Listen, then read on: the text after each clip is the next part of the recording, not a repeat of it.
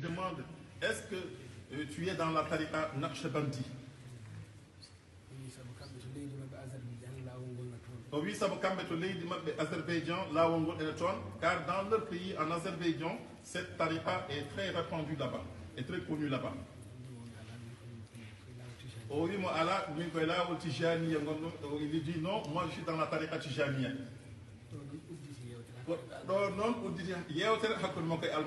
C'est là maintenant qu'il a eu l'ouverture vraiment de la grande discussion qu'il a pu avoir entre lui et l'imam. L'imam lui dit, toi tu es Tijani. Oui, comme Tijanien qui dit oui, je suis bien sûr, je suis Tijani. Donc il a pu connaître la raison pour laquelle il a posé cette question. Oui, so tawi Tijaniya ko dum ella kanko kam Allah ene jari bolimo on ella. Il dit que si la Tijaniya, le fait d'être un Tijani a un inconvénient, il a dit que Allah subhanahu wa ta'ala m'a éprouvé de cela. Mais ils ont causé longuement sur ce sujet-là. Oui, mais non, on a Tijaniya. Il a dit que nous, ce n'est pas du tout ces informations-là qu'on a reçues de la Tijaniya.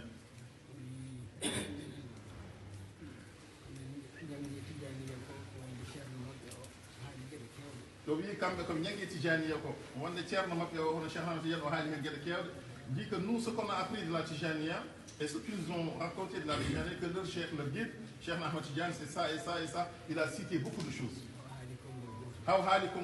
Il est arrivé donc à une phrase, à une parole.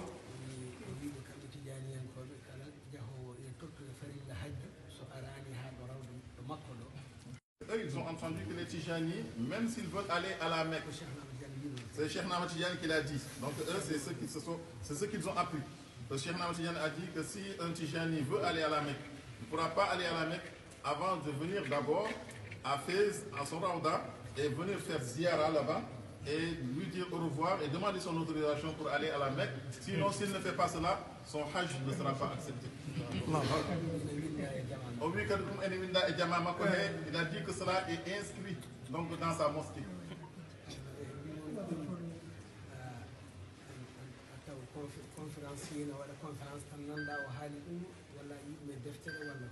Et donc, on a dit, oui, on a dit, mate a taw conférencier ene haala ɗum walla a taw deftere ene windi ɗum walla tan holto nanɗa ɗum tan ene haala walla a nan tan ene haale ni tan on saha kalɗa ɗum est ce que o wi ala ɗum koye programme uji maɓɓe ɗeɓe jangguina to jamia to il dit que non, cela fait partie des programmes donc ils ont reçu là-bas à l'université même, donc ces enseignements là ils ont reçu ça de là-bas. Parce que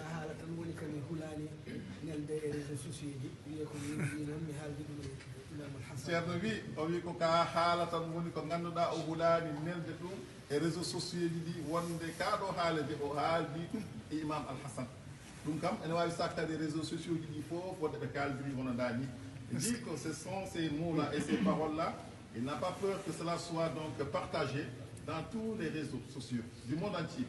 Que cette discussion a eu lieu entre lui et cette confrontation entre lui et l'imam Al-Hassan. Il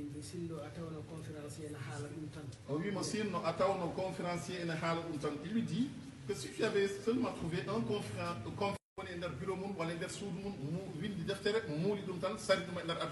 ou bien que quelqu'un se retrouve dans son bureau, ou bien dans sa chambre, et écrit un livre et dit ce livre-là, et maintenant il le disperse dans le monde entier.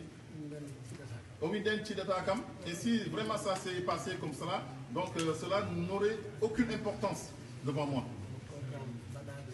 Oui, qu'on a un programme Badado et dans l'université, mais un programme qui a été établi dans les programmes d'une université, dans les enseignements des étudiants. Étudiants qui donc que les étudiants viennent apprendre cela. Et qu'ils ramènent cela dans leur pays. Oui, des paroles, des propos comme ça, écrire des choses comme ça. Oui,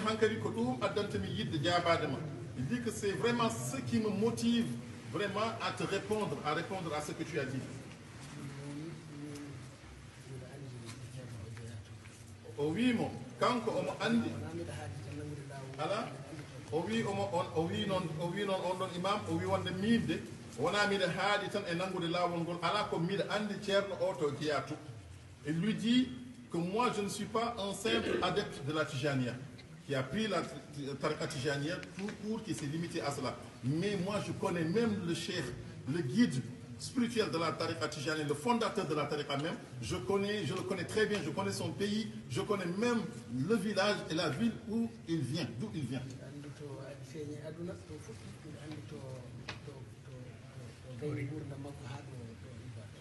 Oui, mais andi to futti gurdam makko woni to ari aduna to jibina to wuro ngol ɗon ha don dendagal ɗo riwi fof ha to gaynoye gurdam makko fofof mbiɗa andi ɗum.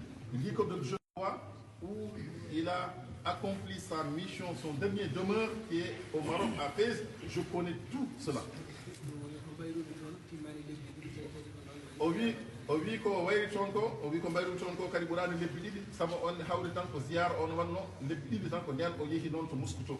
Il dit donc que cela ne fait même pas 2 mois que j'ai quitté Saranda là-bas à Fès. Oui, mon guile 79, il a dit que de 79 jusqu'à aujourd'hui. Oui, on a hen duuɓi ɗiɗi walla duuɓi tati kono kadi hitande fof o yahat toon de 79 à aujourd'hui en 2024 cette année. Donc lorsqu'il parlait avec lui, c'était en 2016. Il a dit que depuis 79 jusqu'à 2016, il n'y a pas eu une année qu'il n'est pas parti là-bas, soit peut-être 2 ans, 3 ans, il n'est pas allé là-bas, mais chaque année, il va rendre visite à l'honorable Cheikh Ahmed Tijani radiallahu ta'ala. Oui, moi, Arabia, ana atahaddaka al-ana, je te défie maintenant.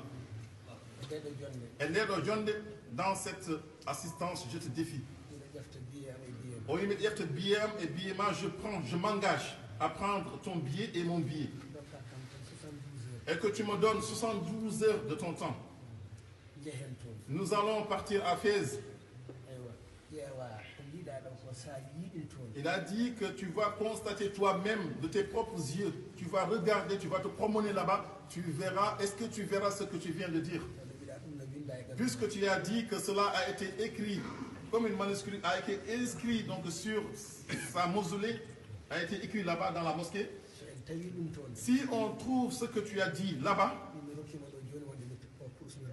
moi, maintenant qu'il a fait comme ça, ce geste, a duti longuement. Oui, dit vraiment cela est bizarre, cela m'étonne. Oui,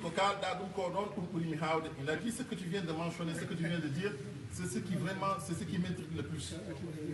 Donc, université, et que ce soit un programme que toi-même tu as appris à l'université. Ça, c'est ça qui m'étonne. Oui, je respecte beaucoup ceux qui t'ont enseigné.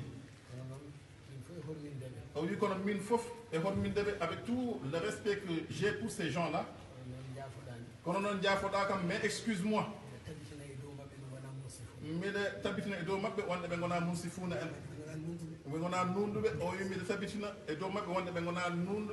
Maintenant, j'établis sur ces gens-là qui ne sont pas des gens intègres, des gens honnêtes. Et donc prenez cela très bien. Il dit que ces gens-là sont des grands responsables. Ceux qui enseignent dans les grandes universités de Riyad, ce sont des grands savants dans ce monde. Donc le Jami Abdul Aziz, c'est dans l'université de Abdul Aziz, du Malik Abdul Aziz. Le Jami Al-Gandal fait, quand il a dit que cette université, c'est la plus grande université, c'est la plus grande instance vraiment où l'on étudie, où l'on forme les érudits, les savants de la Oumma.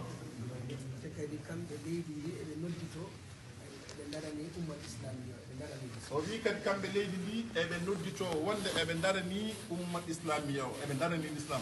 Il dit que ces pays-là, ce sont des gens qui prétendent kamɓe mbaɗata protéger aqida o, il dit que ce sont les gardiens donc de cette dogme, de cette foi, de cette religion.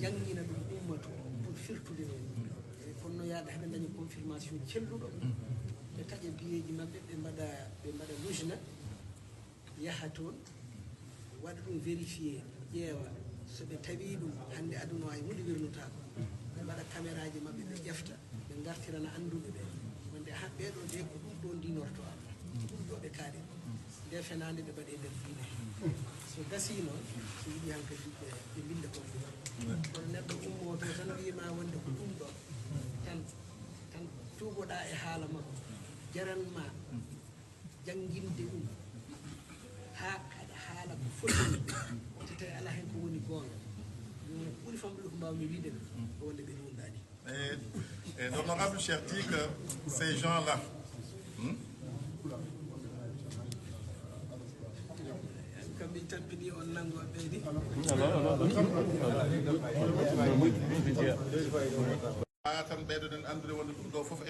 c'est pour que l'on puisse savoir que il y a ces paroles-là dans le monde. Oui, et donc c'est ce qu'il veut nous dire et l'importance de ce qu'il nous dit et ce qu'il veut interpeller, ce qu'il veut nous dire. Vraiment, c'est pour nous dire que les gens aujourd'hui qui parlent dans ce monde, même s'ils sont des grands savants, des grands érudits, sachez que s'ils disent des propos, que cela, sachant que ces propos-là ne sont pas fondés. Soit ils ont parlé de cela par erreur, ou bien quand même c'est le fait de ne pas être honnête, ou bien de ne pas être intègre comme il a signifié. Il a dit que si des propos, comme ces propos qu'il vient de dire,